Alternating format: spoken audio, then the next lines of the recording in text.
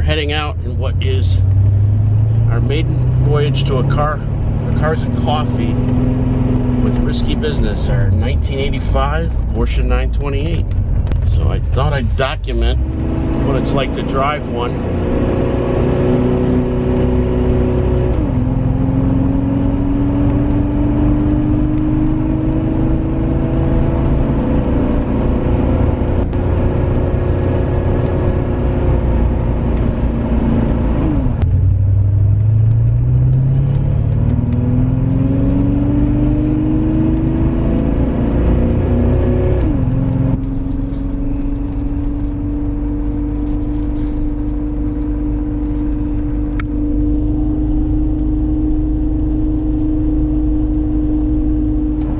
So when I left off on the last video, receiving the disappointing and frustrating news from my local Porsche dealership, that was the bad news. He said he couldn't do the alignment. Always reach out for a second opinion, and this is one of those cases where going to an Indy shop is going to be better than the Porsche shop. I was dealing with a mechanic that probably has never worked on one of these. Took one look at it. Was spoiled with brand new 911s and warranty work, and didn't want to touch what's a 40-year-old car. So be it. When I called Roger at 928s or Us, always a big help. Answers the phone. I can't stress enough what it's like working with him. He said, try to find an independent shop that doesn't raise the car. The big thing, and when I talked to Bill at Eurotire, same thing. Both of them confirmed unaided. The suspension on this car is such that the Weissach rear axle and the front suspension, it actually needs to be settled in. And if you've lifted the car any way, shape or form, off the ground, like I have to get the wheels off for the tires, you need to actually drive it about 100 miles is what's recommended to let the suspension truly settle in and then get a true four-wheel alignment. So the fact that the Porsche dealership didn't even say that speaks volumes about the lack of experience on the car. When I went to get the tires, I'll get back to that later, but when I went to get the tires, Bill said I still do 1 to 2 of these cars a year. And he said, we've got the equipment now that makes it a lot easier. So the Porsche dealership was going to charge me $300. Bill's only going to charge me $225. He said, as long as you don't see anything wickedly wrong with the suspension, I'll gladly do it. So that's the plan. Going to run it this weekend, and if I'm feeling comfortable enough, the car can go up to Fairfield, New Jersey again. I'll get it aligned with him. All right, so we're about 10 miles in. I've got heat. I've got a speedometer. Temperature gauge is holding. Oil pressure gauge looks good. Voltmeters at just under 14. Doing okay. Car does not pull. So that put me in a better mood after talking with Roger and Bill. That's my game plan. So I felt more comfortable, 100. And Bill, who's an expert on tires, said, 100 miles, 200 miles isn't going to affect the tires that much. Just get it in here and we'll get it aligned. All right, good news. Here's the process I went through to polish the wheels. Long before clear coat, Porsche was innovated by anodizing the wheels on the aluminum wheels, what are known as the 16-inch manhole cover style wheels on the 928. Anodizing is a chemical, it's an electrochemical process. It provides a protective coating that doesn't corrode and really holds up well. If you saw the wheels I had, I was probably one of the bright spots on this car is after 40 years how good the wheels looked, but the surface was no curb rash whatsoever. However, if you've seen the wheels, the anodizing finish, Porsche put one of 2 colors on. It was what they called a platinum, which is like a bronze color, gold to bronze color, ever so slight. and of course a silver one. Both of them are dull. They were dull when new. I've even, I've looked at, I have an original 85 brochure. I like my wheels polished. I'm old school. I think bright wheels really set a car off. Just about any hoopty good wheels looks better. So what did I do to go about it? After a little bit of experimentation, here's what I came up with. That in order to remove the anodized coating, it's an old trick I learned, is that you can use oven cleaner.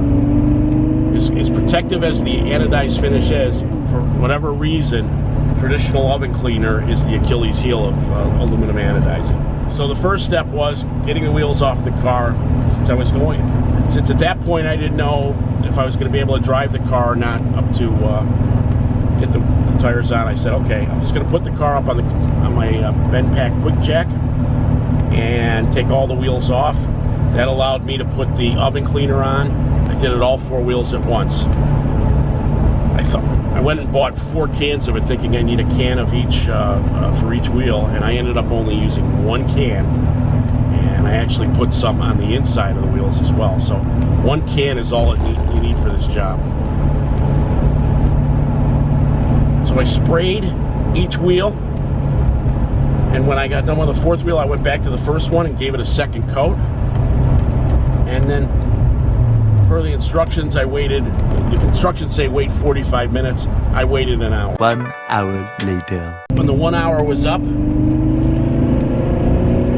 I pressure washed the wheels. An anodized finish came off, and that left a very rough, almost chalk-like coating on the wheels. So now that I knew the anodizing was off the wheels, I could set about sanding and polishing them. So my algorithm, I'll save you all the trouble. On the first wheel, I started with 80 grit, and the lesson learned there was it was just clearly overkill. So I went ahead and on the subsequent wheels, start out with 150 grit using my electric Orbital sander. In each of these steps, it's a matter of running the Orbital sander around the wheel for about 10 minutes and just getting a nice even coating, going back, perhaps wiping off, and making sure that after 10 minutes you have a nice even coating that appears to have the same size sanding marks. In between each sand coating, I used WD-40 as the lubricant, and instead of water. On a metal, it just doesn't make sense, and it evaporates quickly. But WD-40 is an excellent sanding, especially on aluminum. It acts as a lubricant for the sandpaper. The sandpaper lasted longer, and it kept the sandpaper and the wheel cool for that matter. So it did a great job as that intermediary. I highly recommend it. After I was for about 10 minutes and satisfied, I probably did a nice even coat.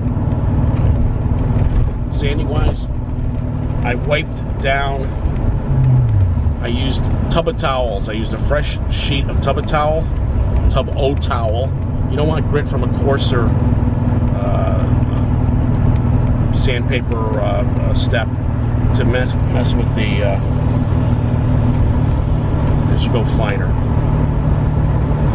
After 150 grit, I moved down to a more common one, 220 grit. And that was another 10 minutes working the Orbital sander, working all parts of it, and wiping off the glaze with a combination of a tub of towel sheet and microfiber cloth. After the 220 grit, I moved on to 320 grit. Again, using WD-40 as the lubricant, spending about 10 minutes, get a nice even sheen to it that has the same size sanding marks, and making sure that there's no big sanding marks left from the previous step. Once I was satisfied with that, the 4th sanding step and the last with the electric Orbital sander was with 400 grit. All right, so after 400 grit, 10 minutes, At that point, some of you may like the finish. It almost looks like it's so smooth. It's a smooth finish that looks like it's been painted argent silver, like a lot of wheel manufacturers use that bright silver. And you know, some of you may actually want to just keep the finish there and you know, call it a day. I knew where I was going with this, so I kept going. Wasn't done with sanding yet, but I was moving from sanding with the electric to the hand sanding, and that's a combination of 2 grits of sandpaper. The first is 1500 grit wet sanding paper, followed by a 2000 grit wet sanding paper. The idea is here, again, the wetness being the wet medium I'm using is WD-40, but now I'm hand sanding with a small piece of these finer sandpapers, which, if you've done any kind of touch-up paint properly, you've used these grits. They're very fine, and what's nice about them is when they've done their job, you don't feel the drag of sanding, and you don't hear the sanding noise anymore. It's just, now you've gone from sanding to just a rubbing. That's when you know you've done a good job with the previous grits, getting a nice even coat. So I worked through with the 1500 grit till I didn't hear sanding noise anywhere on the wheel anymore. This probably took me about 20 minutes. When that step was done, clean tub of towel sheet to wipe off the glaze, followed by a microfiber towel. Once the wheel was dry, I was happy with that surface. I moved on to 2000 grit. Same process, 20 minutes, rubbing the surface, just getting it as smooth as possible. At that point, the best description I can make of the wheel is it looks like a scrubbed stainless steel frying pan. It's got sort of a chrome look to it, but it's you can see some fine scratch marks in it. Now I knew the wheel was ready for polishing. So to do this, the last 2 steps of polishing involve 2 different compounds. The first one is P21S polishing soap. That comes with a sponge applicator that's a coarse sponge applicator, and I've used it to polish exhaust tips, other bright metal pieces. But in this case, I just used it merely to put the compound onto the wheel. So I rubbed the compound into all surfaces of the wheel, and then I used the Griot's 3-inch detail orbital buffer with an orange pad to work the material in. And if you've used an orbital buffer, you watch as the buffing material goes from a wet to almost a dry. You don't want to let it get too dry, but it'll work up into a haze, and you kind of get a feel for when it's done.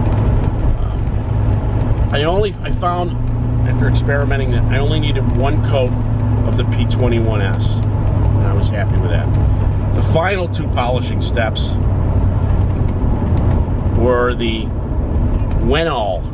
Comes in, for all I know, it could be toothpaste, but it's a German polish. Comes in a toothpaste-like tube, and 2 dots of this put on a separate orange pad. You want to keep your pad separate. Spread that material all around the wheel, and then worked in the for about it's about a 10-minute process to polish. And what I found with that is, with that polish, you started getting a nice brownish, goldish finish, and that's a good sign. You're gonna see a mirror-like finish underneath the wheel when it's done. So, again, taking a tub of towel, once that haze was starting to dry, I used a tub of towel, clean it off, and a microfiber towel, and that's when the magic really showed, and I was stunned. I ended up finding that 2 applications of that final Manhole polish really brought out the sheen in the wheels.